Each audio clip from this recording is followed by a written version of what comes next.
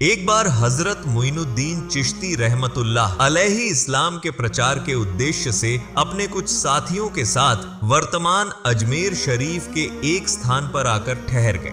हजरत ख्वाजा मोइनुद्दीन चिश्ती रहमतुल्लाह अलैहि जिस स्थान पर ठहरे थे उसके निकट एक विशाल तालाब था।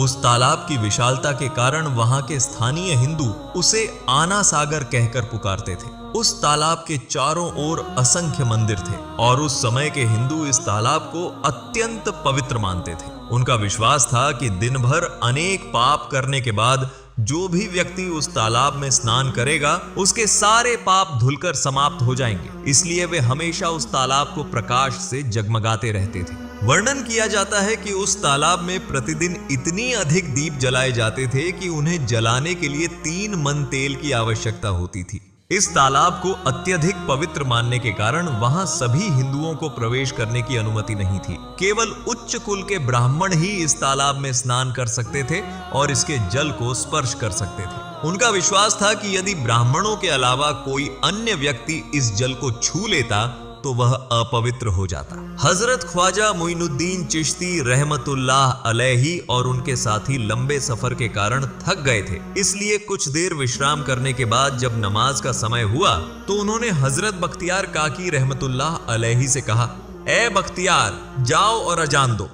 हजरत ख्वाजा मोइनुद्दीन चिश्ती रहमतुल्लाह अलैहि का यह हुक्म सुनकर हजरत बख्तियार काकी रहमतुल्लाह अलैहि ने अजान देनी शुरू कर दी। उस समय तक हिंदुस्तान में किसी ने भी तौहीद का संदेश देने वाली अजान नहीं सुनी थी। जब लोगों ने पहली बार अजान के शब्द सुने तो पूरे क्षेत्र में हलचल मच गई। वे अपने घरों से बाहर आकर एक दूसरे से कहने लगे, ये फकीर लोग कहां से आ गए और ये क्या कह रहे हैं। अजान पूरी होने के बाद हजरत ख्वाजा मोइनुद्दीन चिश्ती रहमतुल्लाह अलैहि और उनके साथी आना सागर नामक उसी तालाब में वुजू करने चले गए। जब हिंदू पुजारियों ने देखा कि कुछ फकीर आकर उनके पवित्र तालाब का पानी छूकर चले गए तो उनका गुस्सा भड़क उठा। एक पुजारी चिल्लाकर बोला, ये फकीर कहां से आ गए, बिना हमारी अनुमति के हमारे पवित्र तालाब को छूकर चले गए। हम इस तालाब को कितना पवित्र मानते हैं और इन मुसाफिरों ने इसे अपवित्र कर दिया। इसका कोई समाधान करना ही होगा। इसके बाद हजरत ख्वाजा मोइनुद्दीन चिश्ती रहमतुल्लाह अलैहि ने अपने सभी साथियों के साथ मिलकर जमात में खड़े होकर नमाज अदा करनी शुरू कर दी। लोग यह दृश्य देखकर कहने लगे, ये तो कोई अजीब फकीर हैं। हमारे मंदिरों में ही तो सारे देवता हैं और यह उनकी पूजा किए बिना किसी नए खुदा की इबादत कर रहा है। अगर मंदिर के बाहर भी कोई खुदा होता है तो उसे मंदिर में लाकर स्थापित करना चाहिए ताकि लोग उसकी भी पूजा कर सके। इसी तरह शाम हो गई। जब अंधेरा छाने लगा तो राजा पृथ्वीराज चौहान के ऊंटों के चरवाहे अपने ऊंटों को लेकर उसी स्थान पर पहुंचे। संयोग से वही स्थान था जहां प्रतिदिन राजा के ऊंट विश्राम किया करते थे और आज वहीं हजरत ख्वाजा मोइनुद्दीन चिश्ती रहमतुल्लाह अलैहि बैठे थे। जब पृथ्वीराज के चरवाहों ने देखा कि एक समूह फकीरों का आकर उनकी जगह पर कब्जा कर लिया है तो उन्होंने हजरत ख्वाजा मोइनुद्दीन चिश्ती रहमतुल्लाह अलैहि और उनके साथियों से कहा, ए फकीर बाबा, तुम कहां से उड़कर आ गए और यहां आकर बैठ गए? क्या तुम्हें नहीं पता कि यहां प्रतिदिन राजा पृथ्वीराज के ऊंट विश्राम करते हैं और रात बिताते हैं? राजा के ऊंट यहां विश्राम करते हैं, यह जानते हुए भी तुमने यहां बैठने की हिम्मत कैसे की? हजरत ख्वाजा मोइनुद्दीन चिश्ती रहमतुल्लाह अलैहि ने विनम्रता से उत्तर दिया, बाबा, हम अनजान मुसाफिर हैं। हमें नहीं पता था कि इस स्थान पर राजा के ऊंट विश्राम करते हैं। चूंकि हम इस स्थान पर रात बिताने की पूरी व्यवस्था कर चुके हैं, इसलिए तुम अपने ऊंटों को आज के लिए किसी और जगह ले जाओ। इस स्थान के अलावा भी आसपास बहुत सारी जगहें हैं। ख्वाजा मोइनुद्दीन चिश्ती रहमतुल्लाह अलैहि की यह बात सुनकर पृथ्वीराज के चरवाहे बोले, देखो इस फकीर की हिम्मत, ये क्या कह रहे हैं? क्या हम राजा के ऊंटों को इनके लिए दूसरी जगह ले जाएं और ये खुद राजा के ऊंटों की जगह पर बैठेंगे? ए फकीर बाबा, यह कभी संभव नहीं होगा। राजा के ऊंट अपनी जगह पर ही बैठेंगे। यह कहकर उन्होंने हजरत ख्वाजा मोइनुद्दीन चिश्ती रहमतुल्लाह अलैहि और उनके साथियों को वहां से जबरन हटाने के लिए दुर्व्यवहार करना शुरू कर दिया। हजरत ख्वाजा मोइनुद्दीन चिश्ती रहमतुल्लाह अलैहि अत्यंत सरल स्वभाव के थे।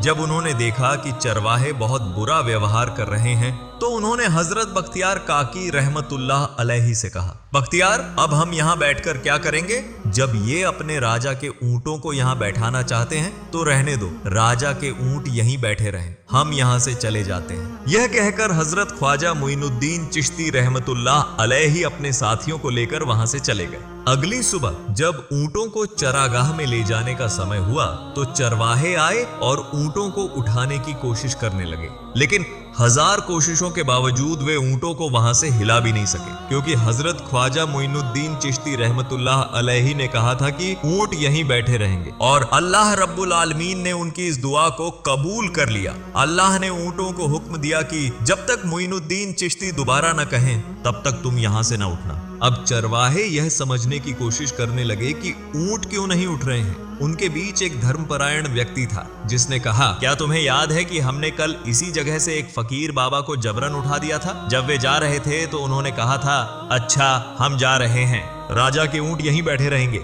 मुझे लगता है कि उन्हीं की उस बात के कारण राजा के ऊंट उठ नहीं पा रहे हैं। शायद वे कोई बड़े जादूगर हैं या फिर किसी देवता के अवतार। चलो हम इस बारे में महामहिम राजा को सूचित करें। इसके बाद चरवाहे पृथ्वीराज के पास गए और हाथ जोड़कर अर्ज करने लगे, महाराज हम बहुत कोशिश कर चुके हैं, लेकिन आपके ऊंटों को उनकी जगह से हिला भी नहीं पा रहे हैं। हम उन्हें चरागाह में ले जाकर घास भी नहीं खिला पा रहे हैं। राजा पृथ्वीराज ने आश्चर्य से पूछा, क्या ऊंटों को कोई बीमारी हो गई है जिसकी वजह से वे उठ नहीं रहे? चरवाहों ने कहा, महाराज ऊंट पूरी तरह स्वस्थ हैं, उन्हें कोई बीमारी नहीं हुई है। राजा पृथ्वीराज बोले, तो फिर वे अपनी जगह से उठ क्यों नहीं रहे? चरवाहों ने कहा, महाराज ऊंटों की जिस जगह पर वे बैठे हैं वहां कल एक फकीर बाबा बैठे थे, हमने उन्हें और उनके साथियों को वहां से जबरन उठा दिया था और उनके साथ बहुत दुर्व्यवहार किया था। उठते उठते उन्होंने कहा था, राजा के ऊंट यहीं बैठे रहेंगे और नहीं उठेंगे। हमें लगता है कि उन्हीं फकीर बाबा की बद्दुआ के कारण ऊंट अपनी जगह से हिल नहीं पा रहे हैं। यह सुनकर पृथ्वीराज ने हुक्म दिया, अच्छा जाओ और उस फकीर बाबा को बुलाकर मेरे पास लाओ। जब हजरत ख्वाजा मोइनुद्दीन चिश्ती रहमतुल्लाह अलैहि को पृथ्वीराज के दरबार में लाया गया तो पृथ्वीराज ने उनसे पूछा, ऐ फकीर बाबा, तुमने मेरे ऊंटों को लाचार क्यों कर दिया? वे भूखे प्यासे मर रहे हैं, कृपया अपना जादू उन पर से हटा लो। अगर तुमने ऐसा नहीं किया तो मेरे ऊंट इस तरह भूख से मर जाएंगे।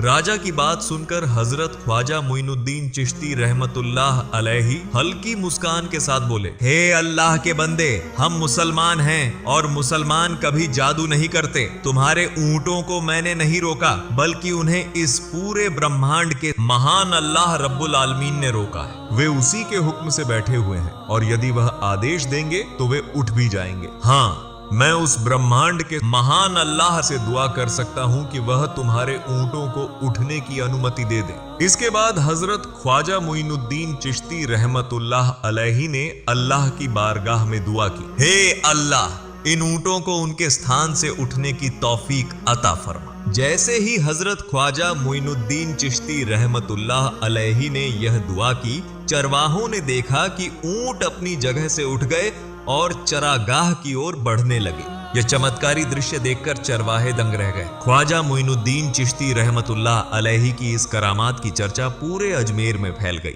जब हिंदुओं के बीच हजरत ख्वाजा मोइनुद्दीन चिश्ती रहमतुल्लाह अलैहि की बुजुर्गी और इस्लाम की महानता का प्रचार होने लगा तो मंदिर के पुजारियों को डर सताने लगा। वे सोचने लगे, अगर यही हाल रहा तो सभी हिंदू मुसलमान बन जाएंगे। इसके बाद वे राजा पृथ्वीराज के पास पहुंचे और अर्ज करने लगे, महाराज, ये फकीर हमारे राज्य में अशांति फैला रहे हैं। यदि आप जल्द ही कोई ठोस कदम नहीं उठाते तो ये सभी हिंदुओं को मुसलमान बना देंगे। तब हमारे मंदिरों की मूर्तियों की पूजा करने वाला कोई नहीं रहेगा। इन्हें जल्द से जल्द हमारे राज्य से बाहर निकाल दीजिए, वरना ये हमें ही यहाँ से निकाल देंगे। उन्होंने आगे कहा, महाराज, हम आपको एक और भयानक खबर देना चाहते हैं। ये फकीर कहते हैं कि जिन मूर्तियों की हम पूजा करते हैं वे पूजने योग्य नहीं है। वे कहते हैं कि ये सिर्फ पत्थर की निर्जीव आकृतियां हैं जिनमें कोई शक्ति नहीं है। ये फकीर लोगों को इस तरह की बातें बताकर भटकाने की कोशिश कर रहे हैं। लेकिन सबसे आपत्तिजनक बात यह है कि ये फकीर रोजाना 5 बार हमारे पवित्र सरोवर में हाथ डालकर उसे अपवित्र कर रहे हैं।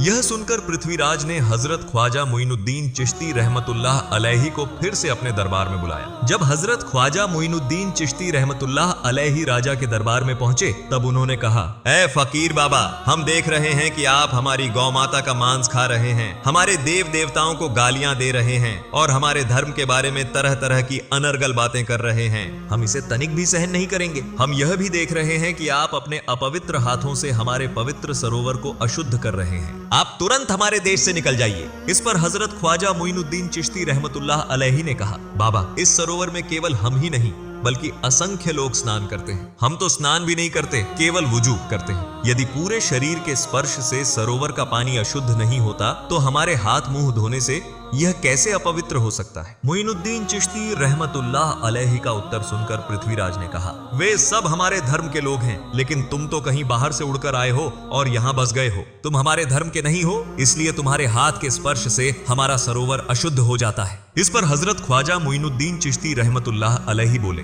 अच्छा बाबा, हम तुम्हारे सरोवर के पानी को हाथ नहीं लगाएंगे, लेकिन हमें पानी की जरूरत है, इसलिए हम बस एक बर्तन में पानी भरकर ले जाना चाहते हैं। राजा पृथ्वीराज ने कहा, ठीक है, तुम पानी ले सकते हो, लेकिन ध्यान रखना कि तुम्हारा हाथ हमारे सरोवर के पानी को छूने न पाए। यदि तुम्हारा हाथ पानी को छूता है तो हम इसके खिलाफ कठोर कदम उठाएंगे। राजा से यह समझौता होने के बाद हजरत ख्वाजा मोइनुद्दीन चिश्ती रहमतुल्लाह अलैहि ने अपने प्रमुख खलीफा हजरत बख्तियार काकी रहमतुल्लाह अलैहि को आदेश दिया, बख्तियार, जाओ और राजा के सरोवर से एक पात्र पानी लेकर आओ। ये लेकिन बहुत सावधानी से पानी निकालना ताकि तुम्हारा हाथ सरोवर के पानी को छूने न पाए। इसके बाद हजरत बख्तियार काकी रहमतुल्लाह अलैहि हजरत मोइनुद्दीन चिश्ती रहमतुल्लाह अलैहि के हुक्म से राजा के सरोवर से पानी लेने गए। उन्होंने सरोवर के पानी में अपना पात्र डुबोया, लेकिन उनका हाथ सरोवर के पानी को नहीं छू पाया, क्योंकि सरोवर का सारा पानी खिंचकर उस छोटे पात्र में समा गया और पूरा सरोवर एकदम सूख गया। सरकार का पवित्र सरोवर अब इतना सूख चुका था कि उसकी तलहटी की सूखी रेत तक दिखने लगी।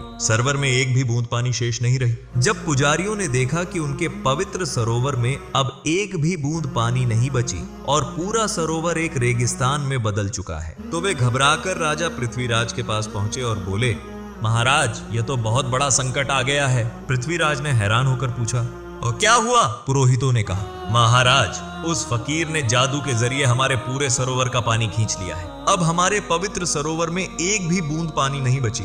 महाराज, यदि इस सरोवर में पानी नहीं रहेगा तो हम अपने पूरे दिन के पापों का प्रायश्चित कैसे करेंगे? दूर दूर से असंख्य हिंदू इस सरोवर में स्नान करने और अपने पाप धोने के लिए आते हैं। अब यदि इस सरोवर में पानी नहीं रहेगा तो वे यहाँ आना बंद कर देंगे। इससे हमें भारी नुकसान होगा और अजमेर का सम्मान धूल में मिल जाएगा। राजा पृथ्वीराज गहरी चिंता में पड़ गए। वे ख्वाजा मोइनुद्दीन चिश्ती रहमतुल्लाह अलैहि के खिलाफ कोई कठोर कदम उठाने से भी डर रहे थे, क्योंकि उनके मन में भय था कि यदि उन्होंने ख्वाजा मोइनुद्दीन चिश्ती रहमतुल्लाह अलैहि के खिलाफ सेना भेजी और उन्होंने अपनी जादुई शक्ति से उन सैनिकों पर भी कोई प्रभाव डाल दिया तो यह उनके लिए बड़ी मुसीबत बन जाएगी। इसलिए राजा ने कहा, जाओ उस फकीर को मेरे पास बुला कर लाओ, मैं देखता हूं कि वह क्या चाहता है। यदि उसकी मांगे न्याय संगत हुई तो हम उन्हें पूरा करेंगे, और यदि वे अनुचित हुई तो हम उससे क्षमा मांगकर अपना सरोवर का पानी वापस लेने का प्रयास करेंगे। जब हजरत ख्वाजा मोइनुद्दीन चिश्ती रहमतुल्लाह अलैहि पृथ्वीराज के दरबार में पहुंचे तो राजा ने उनसे पूछा, ऐ बाबा, आपने हमारे सरोवर का सारा पानी निकाल लिया है, अब हम अपने पापों का प्रायश्चित कैसे करेंगे? हम पूरे दिन के किए पापों को इस सरोवर में स्नान करके धोते हैं। अब यदि इसमें पानी नहीं रहेगा तो हम अपने पाप कैसे धोएंगे? इस पर हजरत ख्वाजा मोइनुद्दीन चिश्ती रहमतुल्लाह अलैहि ने कहा, बाबा, तुम्हारे पास तो यह आना सागर था, लेकिन संपूर्ण दुनिया के हर कोने में तो यह सरोवर नहीं है, तो क्या वे लोग अपने पापों को धोने के लिए कहां जाएंगे? असल में पाप धोने की शक्ति इस सरोवर के पानी में नहीं है, बल्कि पापों को क्षमा करने वाले तो केवल अल्लाह रब्बुल आलमीन है, जिन्होंने समस्त आकाश, धरती और ब्रह्मांड को पैदा किया है। उनके हुक्म के बिना एक पत्ता भी नहीं हिल सकता। इसलिए मैं तुम्हें सत्य की ओर बुलाता हूँ। तुम इस अंधविश्वास और भ्रम की राह को छोड़ दो और सत्य, मार्गदर्शन एवं प्रकाश की ओर आओ। वहां उपस्थित हजारों हिंदू लोग ख्वाजा मोइनुद्दीन चिश्ती रहमतुल्लाह अलैहि की बातों को मंत्रमुग्ध होकर सुन रहे थे। फिर हजरत ख्वाजा मोइनुद्दीन चिश्ती रहमतुल्लाह अलैहि ने कहा, बख्तियार, जाओ और वह पानी जिसे तुमने उस पात्र में भर लिया था वापस सरोवर में डाल दो। हजरत बख्तियार काकी रहमतुल्लाह अलैहि ने हजरत मोइनुद्दीन चिश्ती रहमतुल्लाह अलैहि के हुक्म से वह पानी वापस सरोवर में डाल दिया और जैसे ही वह पानी सरोवर में डाला गया, सरोवर फिर से लबालब भर गया। इस अद्भुत चमत्कार को देखकर वहां मौजूद असंख्य हिंदू लोगों ने कलमा पढ़कर इस्लाम का कबूल कर लिया। जब हिंदू पुरोहितों और पंडितों ने देखा कि हजरत ख्वाजा मोइनुद्दीन चिश्ती रहमतुल्लाह अलैहि के इस करामात को देखकर हजारों हिंदू मुसलमान बन गए, तो वे घोर चिंता और भय में पड़ गए। वे पृथ्वीराज के पास गए और बोले, महाराज, यदि इस मामले का तुरंत समाधान नहीं किया गया तो सभी हिंदू मुसलमान बन जाएंगे। पृथ्वीराज बोले, तुम मुझे सलाह दो, मैं इस फकीर का सामना कैसे करूं? पुरोहितों ने कहा, यह फकीर बहुत बड़ा जादूगर है और इसीलिए जादू का मुकाबला जादू से ही करना होगा। हमारे बीच एक महान पुरोहित और जादूगर है, आप उसे इस फकीर का सामना करने के लिए भेजें। यदि हमारा वह पुरोहित अपने जादू से इसे पराजित कर सके तो हम अपने हिंदू धर्म का गौरव पुनः प्राप्त कर लेंगे। उस समय एक महान पुरोहित और जादूगर था जिसका नाम रामदेव था।